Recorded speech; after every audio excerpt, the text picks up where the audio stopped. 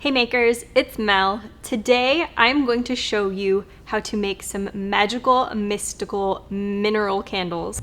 We have a variety of crystals here that all have very specific, unique benefits and purposes to them. We have citrine points, which are just this beautiful honey orange color. They promote creativity. They're just a beautiful stone. You can pair them with the amber translucent if you want to stay on the same color palette and make a monochrome candle, or you can mix them up with a different color for a little bit of variety, like we have done with the smoke matte here with the nice pop of color with the citrine points on there. Love that. We also have our Amethyst Crystal. Amethyst is a really, really beautiful heart chakra oriented stone. It is also really good for creativity, and it has this rich purple color that is a really nice color for fall, and it kind of just ties in some more of those majestic color palettes. It goes well with the wine, it goes well with red, basically virtually anything. We have our Smoky Quartz.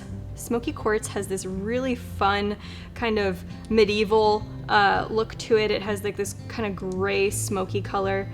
Really love the Smoky Quartz for imagination. And it also is really good for transmuting negative energy. And as we move down the line here, we have our hunter green diopside points. These are a really, really rich emerald green color. As you can see, paired with the hunter green translucent, they just have this really beautiful deep green forest color that's really wonderful for fall. These ones are a little bit smaller, but also a really fun way to use color. These are Hessianite Chips. Hessianite is a really, really interesting stone. It's a stone for abundance. It's a stone that is really good for prosperity, and it has this kind of rich honey red orange color to it. It's really fun and really unique. It pairs very well with the translucent smoke aura with like a dark kind of moody feel. And then finally, one of my personal favorites, and the one that we'll be using today on our project, is Garnet. I absolutely love Garnet. It is a deep red color, a nice fall red color. It just reminds me of like apple picking and moody medieval movies, and just a really fun mystical looking stone. I love pairing it with the wine translucent aura, which is actually what we'll be using today, our wine translucent aura. And we will be making a monochromatic garnet and wine translucent prosperity candle. So absolutely love this, and I'm going to walk you through the steps. So when you're preparing your space, you want to make sure that you have ample workspace to use.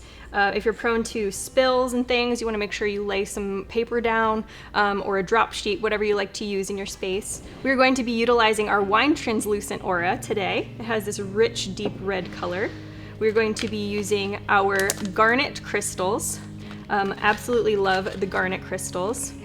Our harvested sumac and campfire fragrance. This is a new fragrance that I absolutely love. It kind of is reminiscent of warm, roaring campfires with some green woods, just like a luscious wooded forest with a little bit of smoke. So nice when paired with this kind of roaring fireplace, lumberjack fall mystical forest candle that we're making today.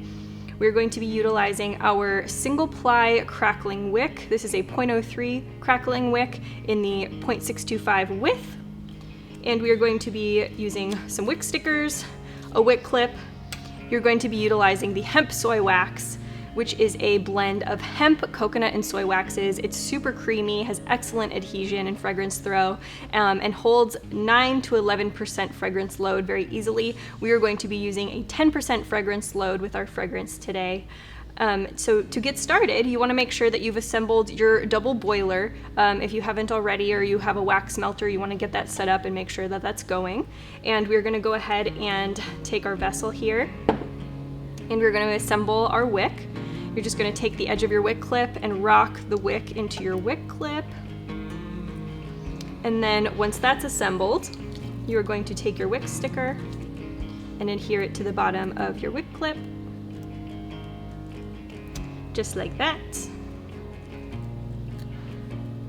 And then you're going to take your wick and you're going to stick it into the center of your vessel.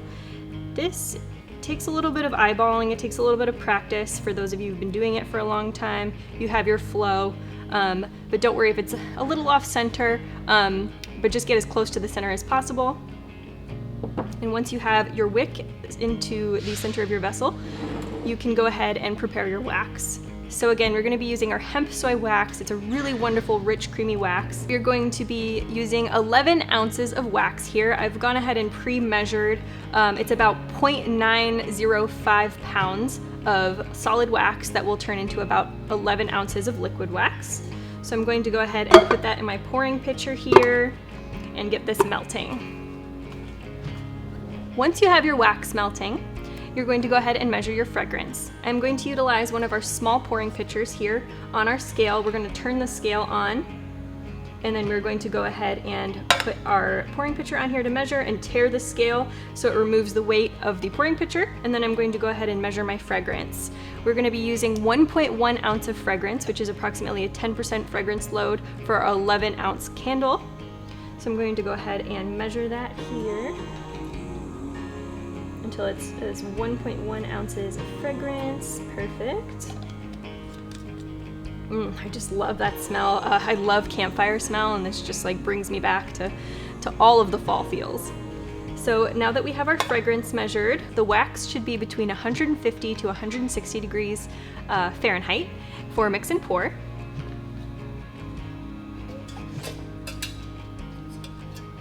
We are at 153, so that's perfect. I'm just gonna set that down here and remove my thermometer. And now we're going to add our fragrance into our melted wax.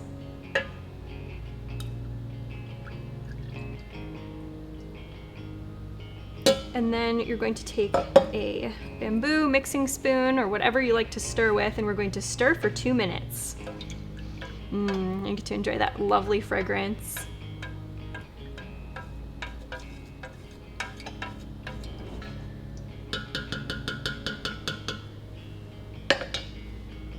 Now we're going to go ahead and pour our candle.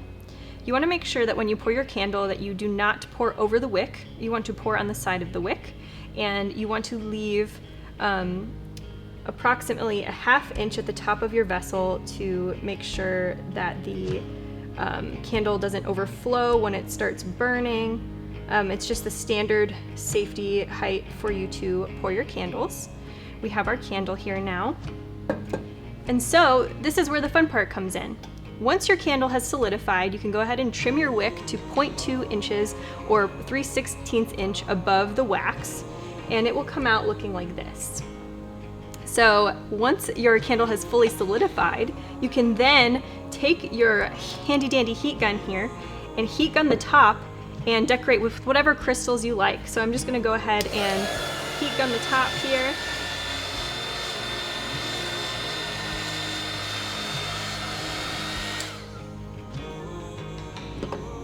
Once the top of your wax has been melted a little bit, enough for you to put your crystals in. If they're larger, you want to make sure that you melt it for a little while so that you get about a ½ inch melt pool. But for the chips, you can just kind of sprinkle them on once the wax is a little melted on top.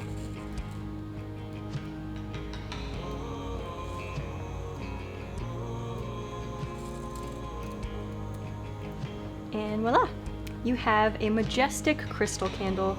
You can make a variety of these in the jewel tones, mixing and matching your crystals, mixing and matching the different benefits of the crystals. The creativity is endless and the possibilities are endless.